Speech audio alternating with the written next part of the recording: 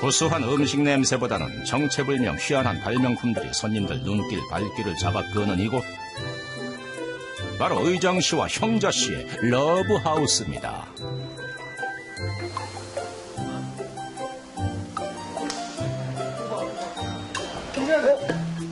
단골들은 다 압니다. 식당에 오면 메뉴 주문보다 박수치는 게 먼저라는 사실을.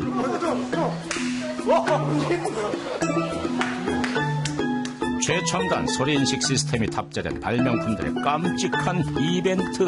식당을 치면은 이렇게 움직입니다. 이거 이렇게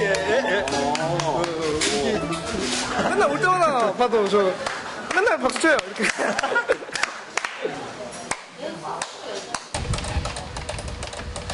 깍듯하게 손님 맞을 줄 아는 똑똑한 발명품들이 있는 이곳은 맛있는 식당이기 이전에 재미있는 놀이터 같은 곳입니다. 되게 신기한 것 같아요. 어떻게 저렇게 했지? 멋있죠. 너무 멋있네요. 사장님이 재주가 많구나. 그때마다 되게 재밌고. 이분이 바로 재주 아주 많으신 사장님 의장씨. 그런데 본업보다는 어째 새길에 매진 중인 모양새.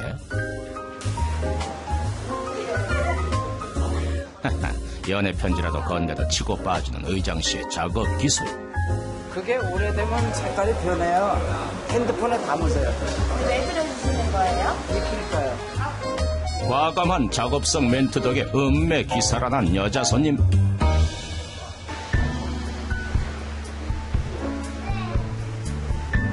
의장씨의 캐리커처에는 절대 불변의 법칙이 있습니다. 오직 아리따운 여성분만 작품의 주인공이 될 수 있다는 사실. 같이 커플이 왔다가 남자가 화장실 갔는데 뭘 주물럭주물럭 하더니 거울하고 뭐 이상한 걸 꺼내가지고 눈썹을 이렇게 고치고 입을 이렇게 고칠 때 그때 가면 콱 그리면 얼마나 재밌는데. 공깃밥? 우리 지금 밥이 모자라서 밥을 지금 안 해놔가지고 밥을 조금만 기다리면 되는데. 한편 끼니 때를 맞은 주방 안은 냄비 3개가 한꺼번에 돌아가는 긴박한 상황.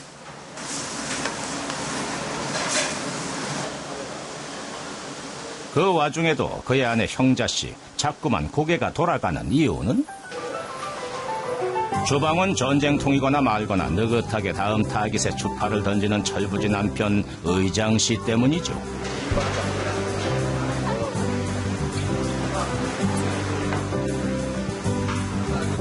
그 바빠도 못 모르고 그냥 자기 일에만 매진하면 몰라. 내가 이제 갑자기 못 떨어지면 아니 빨리 이것 좀 사와 그러고 아니 빨리 와 그러면 오고 그러지 자기 갈 길만 가면 되는 사람이고 다른 건 잘.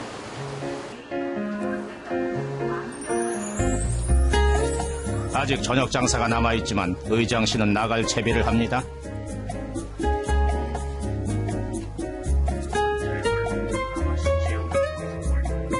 스타일을 아는 의장씨 머리 하나에도 엣지가 묻어납니다.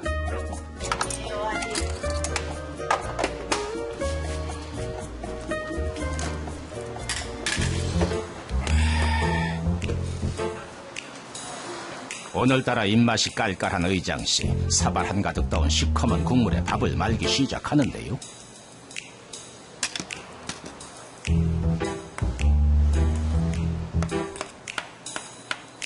우린 국 없어도 돼요. 국도 원래 안 먹지만 그냥 이렇게 커피만 있으면 우유나 커피만 있으면 거기다 말아서. 식후에나 마시던 커피가 식중에 들어가는 시츄에이션. 쓴 커피와 밥과 김치의 만남이라 그 맛이 참 궁금합니다. 그래요? 운동하고 똑같아요. 의장씨의 식사 시간은 늘 향긋한 커피 향과 함께겠네요. 고식이 필요 없는 일사천리 식사 후 바쁘게 걸음을 재촉합니다.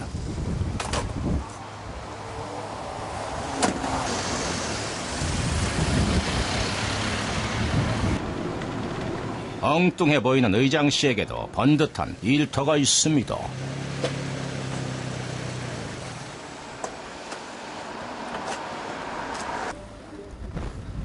바로 시에서 추진 중인 벽화 그리기 사업의 작업 반장이 요즘 그의 직함이죠.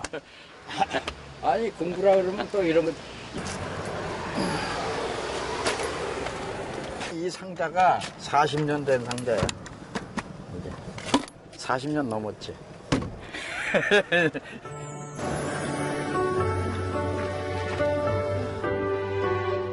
15세 극장 간판 그리는 일부터 시작했던 의장 씨.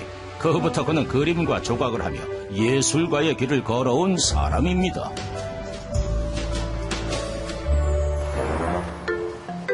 진지한 그의 모습이 낯설어질 때쯤 물건 하나를 꺼내던 의장 씨. 쭉쭉쭉쭉 손 닿는 대로 늘어나는 발명품, 바로 장대붓의 등장이죠.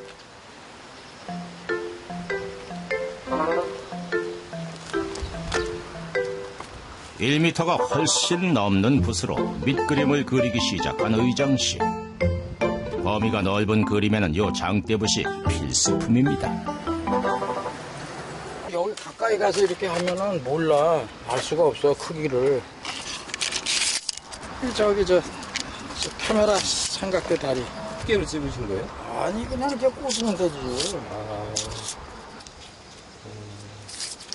고정관념을 버려야 돼. 장대붓의 활용 범위는 무한대. 정확하게 동그라미를 그리는 컨버스의 역할은 장대붓이 가진 쏠쏠한 기능 중에 하나입니다.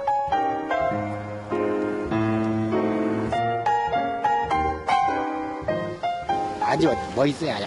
따라가지를 못해. 어떻게 빠르지. 아주 손이 장대붓과 함께라면 제 아무리 큰 그림도 문제 없겠죠? 여의봉.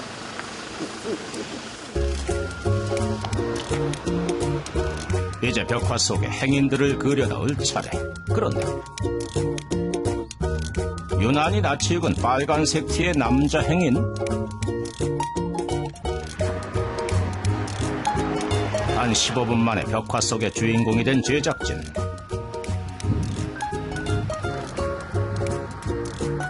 지금 모습 그대로 한 5년간 이 거리를 지킬 수가 있다고 하네요.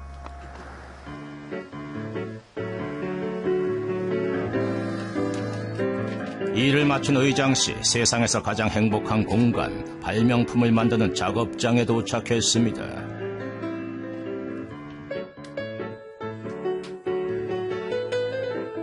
주인한테 참으로 공손한 발명품들이 의장 씨에게 문안 인사부터 올리네요.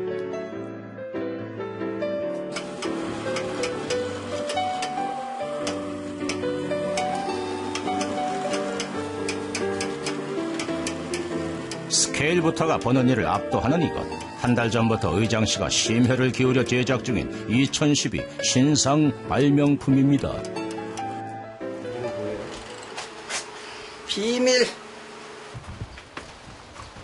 비밀 발명품보다 더 비밀스러운 자재 보관소. 여기서 마네킹의 팔 2개를 챙겨오는데 누가 막 버리길래 주웠다 놨지. 관절 마디마디, 디테일이 살아있는 팔이 몹시 마음에 든 눈치. 참 잘 만들었어. 남들에겐 고물이 의장 씨에겐 보물. 의장 씨는 버려진 재료를 이용해 새로운 것을 창조하는 재활용 발명가입니다. 팔이 달린 자태를 보니 비밀 발명품의 정체가 사람인 모양인데,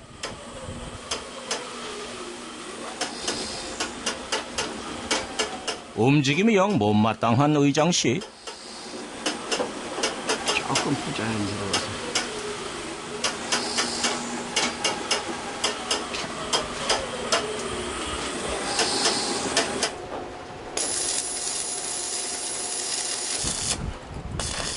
문제는 관절 이음새 부분.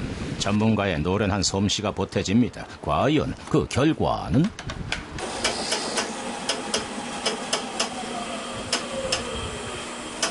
이제 좀 자연스럽구만. 에이. 무지한 범인들의 눈엔 별 차이가 없어 보이지만 전문가 안목에선 이제서야 겨우 통갑니다. 사라. 작업장에 반가운 친구가 찾아왔습니다. 어쩌서 다 완성됐네요. 이제 아직 그래도 이제 더 많이 해야 이거 선물. 이거 나한테 선물로 주는 거야? 네. 그래, 이거 참 좋다. 어디 보자. 어디 보자. 예. 종종 작업장에 놀러오던 학생이 오늘은 버려진 유모차를 선물로 들고 왔네요. 아마 여기다 하는 것 같다. 아주 왔다. 왔다. 좋아. 고맙다. 그래. 이름을 내가 다 기억 못해. 응? 이름. 허유빈이요. 유빈. 유빈. 내가 워낙에 머리가 깡통이라 잘 잊어먹거든. 네. 무거운 고철을 고사리 손으로 기꺼이 들고 와준 어린 친구. 빈. 이제 안 잊어버리겠다. 그 이름을 이젠 가슴에도 함께 새겨 넣습니다. 이제 너하고 나하고 프렌드다. 프렌드. 뜨거워. 마음을 함께 나눈 친구 사이인데 50년의 나이 차이란 벽이 되지 못할 테지요. 그날 오후 웬일로 이 시간에 식당에 나타난 의장 씨?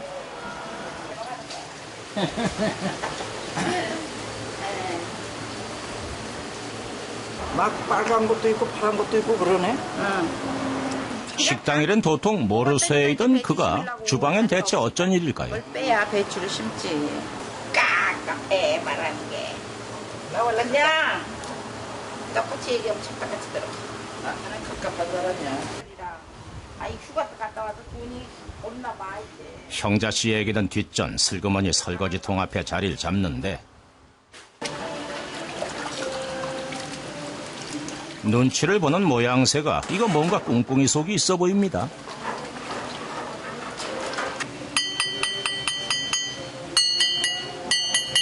이거 하면 되겠다. 몰라도 돼.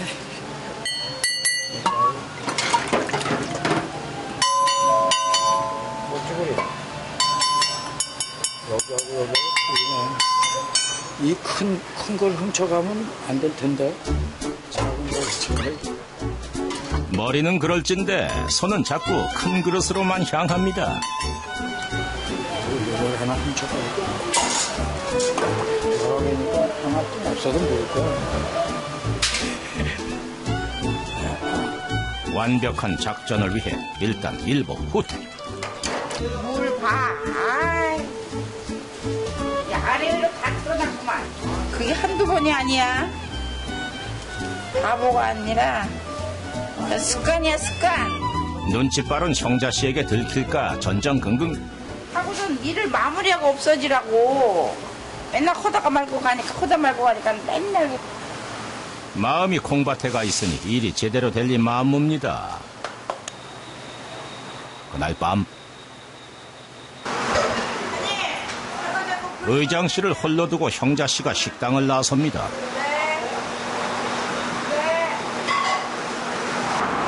기운 내려고 장어 먹으러 가지.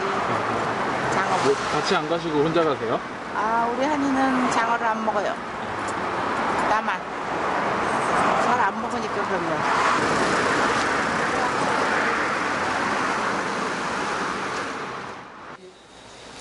형자 씨가 가는 것까지 확인 완료.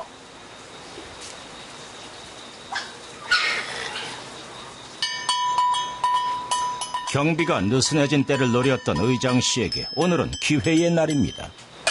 무게를 가져가 여기 싹 차에다 실어놔야 이거 보는 데서 가져가면 왜 가져가냐 그럴 거 아니야.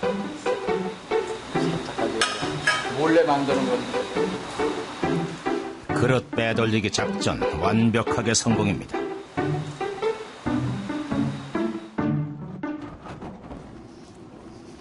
아침 일찍 서둘러 작업장을 찾은 의장 씨. 작전 승리의 전유물 그릇 2개가 당당하게 작업실에 입성합니다.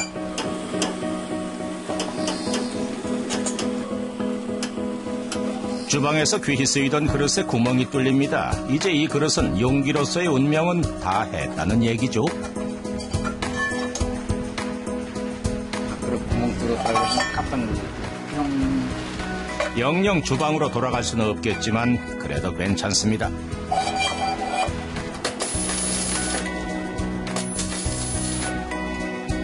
의장 씨의 손을 거친 이 그릇은 새로운 사명이 생길 것이기 때문이죠. 다 만들어서 깜짝 선물로 해야지. 그래 이제 또 낄낄대고 웃지. 그러게 이제 모든 작품이 아주 깨끗하고 무슨 뭐라 그럴까 상품처럼 만들면 재미가 없어. 이렇게 막 속이 다 들여다보고 기계가 보이고 그래야 재밌다고. 그 시각 장사 준비로 분주한 주방에선 기어코 일이 터집니다. 밥그릇 하나 하고요. 콩국수 스텐 그릇 하나 큰 거 갖고 왔대요. 언제? 그러게 나 모르지 못 봤어요. 아니, 소리 소문도 없이 가져갔어? 아유. 그 죽음이 아니지 죽음. 아저씨의 제보로 사건의 전말을 알게 된 형자씨. 한두 번이 아닌 일이 또 발생한 거죠.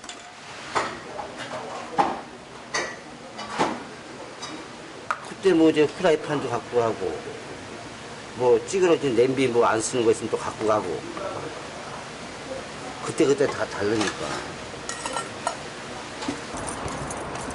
이 상황을 알 리 없는 의장 씨의 가벼운 퇴근길.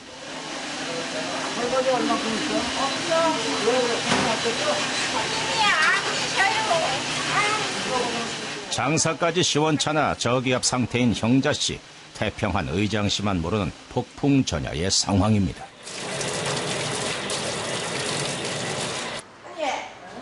저거 그릇 가져갔지? 딱 하나가 비더만. 와 그거 씌워뒀었어? 그걸 왜 가져가나? 다른 거 갖고 해야지. 주방에 있는 건 손 대지 말라고. 손 안 댔어. 가져갔지. 손 댄 거하고 가져간 거하고. 이 사람이 그거 주방 그거는 모자라면 어떻게 하라고 그걸로 써. 그럼 어떻게 가져간 거야? 뭐 하는데? 몰라도 돼. 뭐 내가 뭐 만들면 너를 위해서 만들지 뭐 내가 그러니까. 위해서 만드는 거 있냐? 가져갔으면 멋진 걸 해갖고 와야 돼. 알았어. 그러면 내가 용서해줄게. 실속 없는 농담 한마디에 사태는 싱겁게 정리되고 맙니다. 그 바닥에다 그걸 왜 놓나? 이렇게 해서. 이렇게 모면은 묻어도 상관없어. 아유. 뭔가 고생이네. 자잘한 일상을 요란한 법 없이 흘려보내는 두 부부. 서로에게 맞춰주는 30년, 그 세월에 더 깊죠. 이럴 때 안 들으면 어떡해. 그지 얘기야? 이럴 때 안 들으면 그냥 깎아버리. 깎아버리. 대통령도 머리 깎을 때는 이발사 말을 잘 듣는데. 그치? 긴 세월에도 변색되지 않는 애틋한 마음. 어릴 적 사진 한 장 없는 전쟁고와 의장 씨. 과거의 숱한 상처들을 조각과 그림 속에 묻으며 그는 골방 속에서 청춘을 보냈습니다. 그런 그의 인생에 형자 씨는 세상과 화해하는 작은 희망이 됐지요. 멍해처럼 홀로 짊어졌던 아픔도 함께 나눌 수 있다는 걸 알려준 사람이기 때문입니다. 부모 없이 저 혼자서 떠돌면서 그래도 아유 그래도 어떻게 저렇게 기술이 있을까. 그러니까 내가 생각할 때 나는 안쓰러운 거는 그게 안쓰러운 게 아니라 부모를 잘 만났으면 저 사람은 선천적으로 타고났기 때문에 더 큰 사람이 됐을 수도 있는데 너무 밑바탕이 없으니까 자기 혼자 나름대로 저게 다 이루어지는 거잖아. 어린 시절의 상처는 오른쪽 잘려나간 검지와 중지에 그대로 멈춰 있습니다.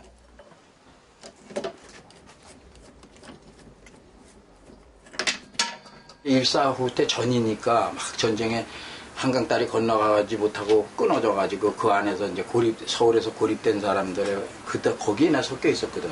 근처에서 폭탄이 터진 거지.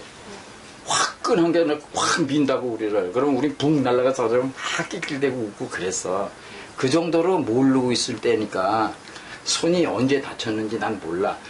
이제 무슨 나중에 언제 다쳤는지 모르는데 나중에 미군이라는 코 큰 사람, 시커먼 까만 사람들이 나타나가지고 데리고 가고 그런 생각나고 병원에 간 생각나고 그거밖에 몰라요.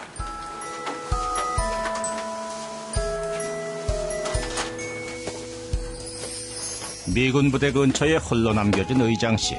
6살 꼬마 아이는 살아남는 법을 먼저 깨우쳐야만 했습니다.